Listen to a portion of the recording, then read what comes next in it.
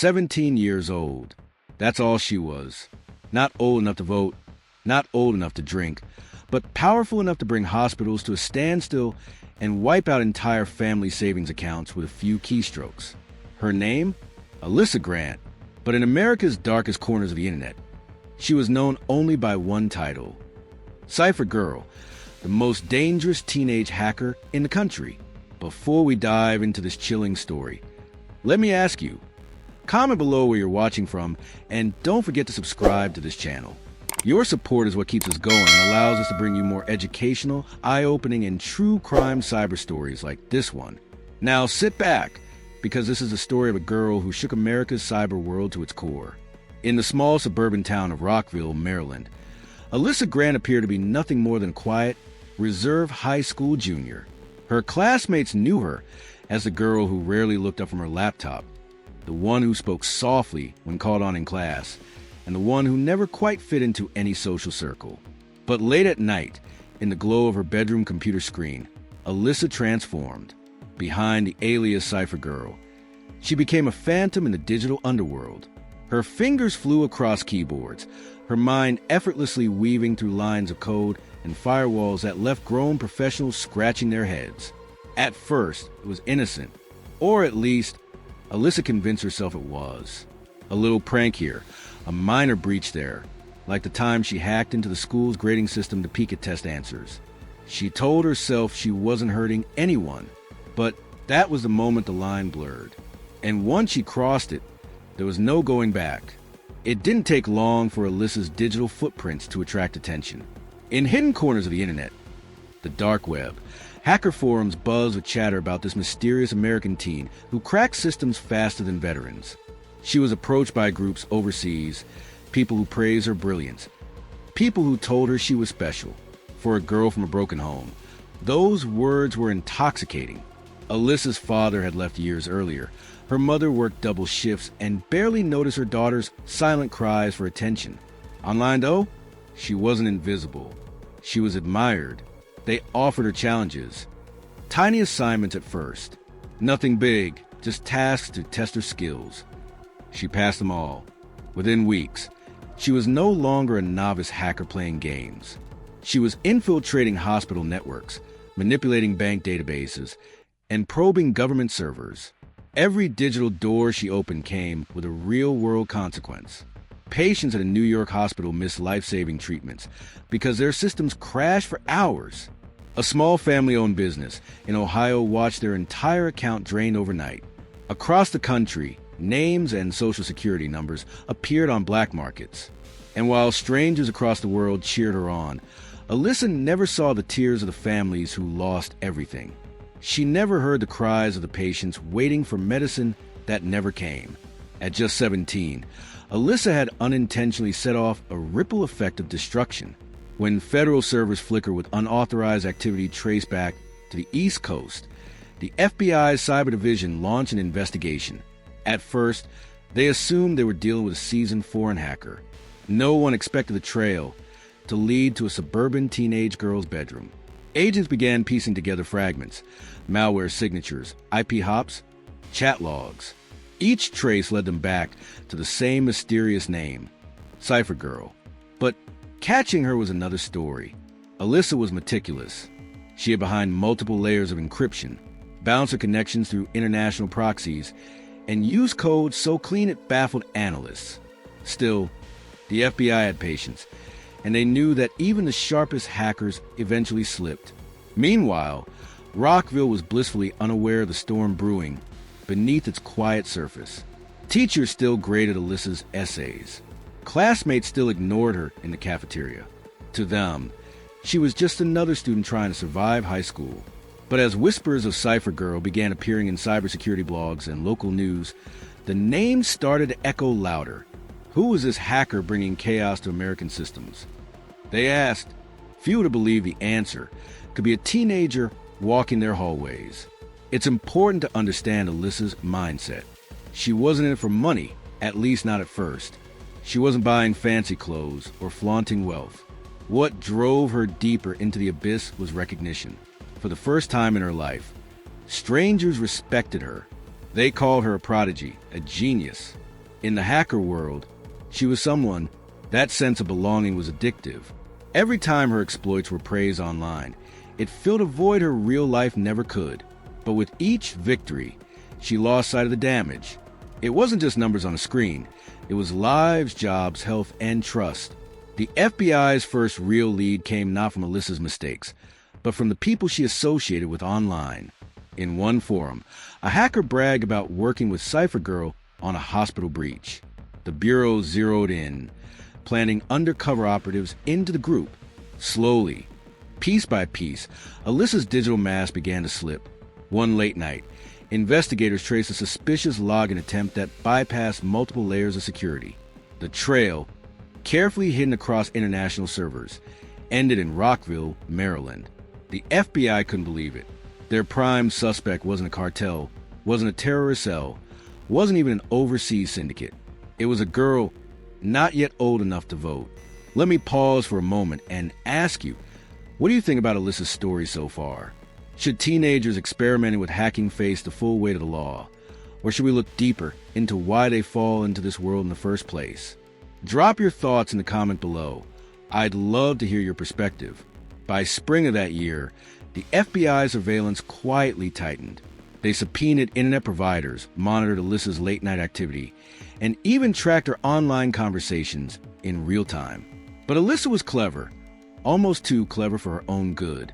She bragged to one contact about how she could walk through any firewall like it was made of paper.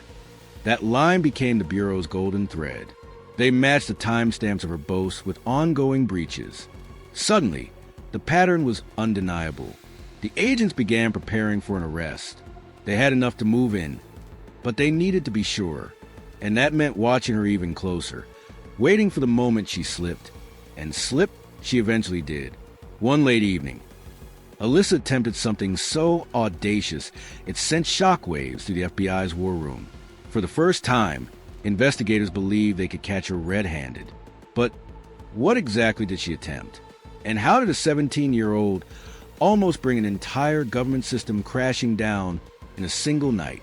That is where we'll pick up in the final part of Alyssa Grant's story. That late evening, Alyssa Grant sat in her darkened bedroom, the hum of her computer fan filling the silence.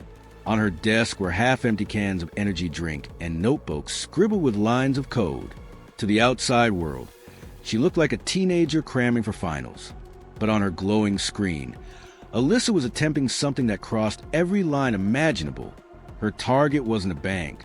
It wasn't a hospital. It was a federal database that stored sensitive information on government employees. Breaking into it wasn't just illegal. It was an act that could be seen as a national security threat. For hours, her fingers flew across the keyboard. Firewalls crumbled, security layers blinked away. And as she typed, a single phrase popped into her chat window from an anonymous account. "They'll never see it coming. You're unstoppable, CipherGirl." What Alyssa didn't know was that the FBI was already watching. Inside a windowless FBI Cyber Division war room, analysts stared at glowing monitors. They had been following Alyssa's every move for weeks, but tonight was different. Tonight, she had gone too far. Every keystroke she made was mirrored on their screens. The moment she gained access to the federal system, agents locked in. Subpoenas had already confirmed the IP trail. Search warrants had been signed. A team of agents was waiting in Rockville, ready to move the second the order came down. At 2:17 a.m., when Alyssa clicked into a restricted directory, the green light flashed. The order was given. Move in. Neighbors would later recall the quiet rumble of black SUVs rolling down their street that night. They watched in confusion as heavily armed agents poured out, moving quickly toward the Grant family's modest townhouse. Inside, Alyssa was so focused on her screen, she didn't hear the first knock. She only noticed when her bedroom door burst open, floodlights and armed officers filling the space. FBI, step away from a computer. For the first time in years, CipherGirl froze. Her hands hovered over the keyboard, her heart pounding. She looked less like the feared hacker who had terrorized institutions across America, and more like what she truly was, a terrified 17-year-old girl in pajamas. They cuffed her, carefully but firmly, and led her past a glowing laptop that had been her weapon and her escape. News of her arrest broke within hours. Headlines screamed, "Teen hacker brings down hospitals and banks." Morning talk shows dissected every angle. How could high school junior outsmart billion-dollar cybersecurity systems? What had driven her to it? Could America's youth really be capable of such destruction? Parents nationwide suddenly worried about what their children were doing on laptops behind closed doors. Schools scrambled to address digital ethics. Politicians demanded stricter cyber laws. Alyssa Grant had become more than a hacker. She was a symbol of both fear and vulnerability. The FBI laid out their findings in meticulous detail. Alyssa had worked with international hacker groups, some of whom had ties to organized cybercrime rings. She had executed breaches that caused millions in damages. But what shocked investigators most was her age. Veteran agents admitted they had expected a seasoned criminal in their 30s or 40s. Instead, they found a teenager who still had problems circled on her school calendar. In court documents, prosecutors painted her as brilliant but reckless, manipulated by older hackers who used her skills for their own gain. She was both predator and prey.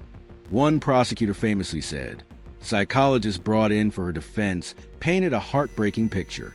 Alyssa wasn't driven by greed. She didn't stash away money or live lavishly.